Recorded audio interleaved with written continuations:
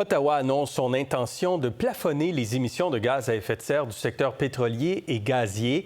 L'objectif est de faire passer les émissions du secteur de 171 mégatonnes de CO2 en 2019 à 106 à 112 mégatonnes en 2030. C'est une baisse de 35 à 38 %.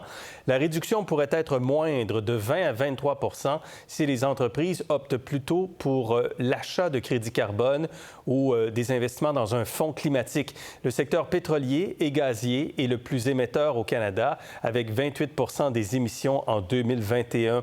On retrouve à la COP28 à Dubaï le ministre de l'Environnement et du Changement climatique, Stephen Guilbeault. Bonsoir, M. Guilbeault. Bonsoir, Gérald. C'est une avancée quand même importante aujourd'hui, mais certains soulignent que c'est quand même moins ambitieux que ce que vous aviez prévu dans le plan fédéral de réduction pour 2030, qui était de 42 % la réduction évaluée. Pourquoi? Bien, je pense que vous allez apprécier dans le plan de 2022, ce qui avait été fait, le 42 % découlait d'une analyse purement économique. Alors, c'est un modèle économique qui allouait les réductions d'émissions de façon à obtenir la meilleure efficacité économique de réduire une tonne de CO2, mais ça ne tenait pas compte de la disponibilité de la technologie, du temps nécessaire pour déployer ces technologies-là, des investissements. C'était un exercice un peu académique, mais qu'on voulait faire quand même pour que les gens puissent avoir une idée de ce que devrait être la contribution de différents secteurs. Alors, ce n'était pas une cible en tant que telle, c'était aspirationnel. Ça nous donnait une direction. Et comme vous le dites, donc, on n'est pas à 42 %, on est quelque part entre 35 et 38 %, donc on est quand même assez près de ça. Ouais. Et c'est quand même une première. C'est la première fois dans l'histoire du Canada qu'on met en place une réglementation pour nous assurer que le secteur du pétrole et du gaz réduit ses niveaux de pollution. Alors, c'est une première d'arriver comme ça avec un plafond pour faire réduire les émissions de gaz à effet de serre, mais vous permettez aussi quand même l'achat de crédits ou l'investissement dans un fonds climatique qui fera en sorte que le plafond serait plus bas en quelque sorte. Pourquoi vous permettez ça? Parce qu'on sait qu'il y a des technologies que les entreprises vont pouvoir déployer rapidement pour réduire leur niveau de pollution, comme on le voit à l'écran, par exemple, la réduction, voire l'élimination de la combustion de gaz naturel, par exemple, la réduction des émissions de méthane. J'ai présenté plus tôt cette semaine ici à Dubaï un nouveau règlement pour que, dans le secteur du pétrole et du gaz, les entreprises doivent réduire leurs émissions de méthane, un gaz à effet de serre puissant, très puissant, d'au moins 75 % d'ici 2030. Alors, les technologies existent pour ça, mais il y a certaines choses que les entreprises vont devoir faire où la mise en place des solutions technologiques va prendre plus que 5 ou 6 ans. On parle de 7 ou 8 ans. Alors, ces mesures de flexibilité-là qu'on met en place, elles sont limitées en termes de volume, puis elles sont limitées dans le temps aussi. Ce n'est pas quelque chose que les entreprises vont pouvoir utiliser pendant 10, 15, voire 20 ans.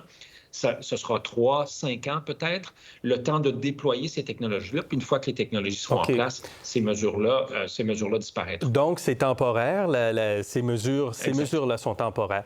Je comprends aujourd'hui que vous parlez de plafonner les émissions, de les réduire les émissions, mais ça ne veut pas dire nécessairement une réduction de production. Si je ne me trompe pas, on voit quand même une augmentation potentielle de 12 % par rapport au niveau de 2019. Puis vous êtes à Dubaï, puis vous le savez vous-même, de toute façon, il y a beaucoup de gens qui pensent qu'il faut réduire la production des hydrocarbures.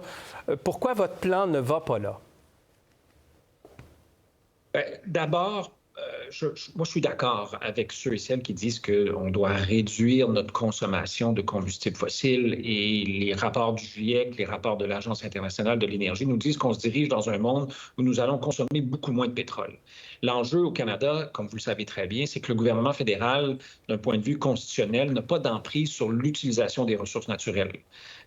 Et c'est vrai pour le pétrole, le gaz, que ce soit la forêt, les mines. Les ressources naturelles, c'est purement de compétences provinciales. Alors là où la Cour vous l'a rappelé récemment, d'ailleurs.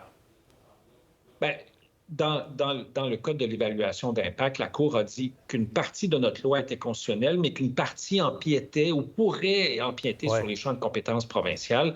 Or, on est en train de retravailler cette loi-là. Mais ce que la Cour suprême nous a dit, c'est que le gouvernement fédéral, vous pouvez agir sur les changements climatiques, mais ce n'est pas un bar ouvert. Vous ne pouvez pas faire ce que vous voulez.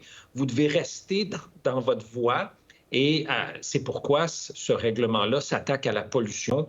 Et peu importe ce qui arrive avec la production, nous, ce dont on veut nous assurer, c'est que les niveaux de pollution du secteur du pétrole et du gaz diminuent dans le temps. Mais les provinces, puis particulièrement l'Alberta, pourraient vous dire, en vous attaquant aux émissions ou à la pollution, indirectement, vous allez finir par vous attaquer à la production. Est-ce que votre règlement est contestable, lui aussi, aujourd'hui? Dans une société de droit, tout est contestable. Je soupçonne que l'Alberta et peut-être la Saskatchewan voudront contester devant les tribunaux. Je pense que nous avons fait un travail exemplaire de consultation depuis un an. On a eu une centaine de rencontres avec les provinces, les territoires, avec des entreprises, des experts, des ONG, les peuples autochtones. On a reçu 25 000 commentaires pour un document de consultation sur ce règlement-là, plus de 150 soumissions. Alors, je pense qu'on est en terrain solide d'un point de vue légal et constitutionnel, mais bon, je ne suis pas juriste. OK, on verra. Je ne suis pas à la Cour fédérale, on verra. Les émissions de l'industrie du pétrole ont quand même augmenté et du gaz de 88 depuis 1990. C'est un gros virage, là, à partir de maintenant pour toute l'industrie. Les mouvements environnementaux vous disent il faut être plus exigeant que ça et il faut aller plus rapidement. Est-ce que votre projet de règlement sera déposé dans les prochaines semaines, d'ici février, par exemple? Ce sera probablement un peu plus tard que ça. Le temps nécessaire pour la rédaction du projet de règlement, on parle du printemps. Je comprends l'empressement de mes ex-collègues dans le mouvement écologiste. En même temps, en tant que régulateur, il faut bien faire les choses. Sinon, si on fait ça un peu de croche et qu'on perd devant les tribunaux, ça ne sert pas les intérêts de la société canadienne. Les écolos ne seront pas plus avancés, puis nous, en tant que gouvernement, nous ne serons pas plus avancés non plus. Alors, s'il faut prendre quelques mois de plus pour bien faire ça, je pense que ça vaut la peine. Mais en même temps, on entend beaucoup de critiques à l'endroit de votre gouvernement sur le temps qu'on prend à déployer certaines mesures. Ça prend du temps en même temps, M. Guilbeault. Moi, je vous dirais qu'on a accéléré le pas beaucoup depuis 2 ans. La norme sur les carburants propres, c'est un règlement qui a été développé par le gouvernement fédéral pour s'assurer que les raffineries réduisent l'empreinte carbone des carburants, que ce soit le diesel, l'essence. Ce règlement-là a pris 5 ans, presque 6 ans à être développé entre 2015 et l'an passé. La norme sur les véhicules zéro émission, c'est un règlement que j'ai déposé le projet de règlement en décembre dernier. Le projet de règlement final sera déposé d'ici la fin de l'année, une année. Même chose pour l'électricité. On a coupé de moitié le temps nécessaire pour développer ça et les mettre en œuvre. Puis on est dans une fédération, il faut travailler avec les peuples autochtones, il faut consulter les provinces, il y a des évaluations d'impact, des consultations publiques à faire. Alors, il faut vivre avec ça, mais on peut quand même faire preuve de plus d'efficacité, je pense. OK. Vous êtes toujours donc à la COP28 pour les prochains jours. On va suivre les activités de la conférence. Merci, M. Guilbeault, d'avoir été avec nous ce soir. Merci beaucoup, Gérald. Au revoir. Pour voir nos émissions en entier, rendez-vous sur la chaîne ICI RDI.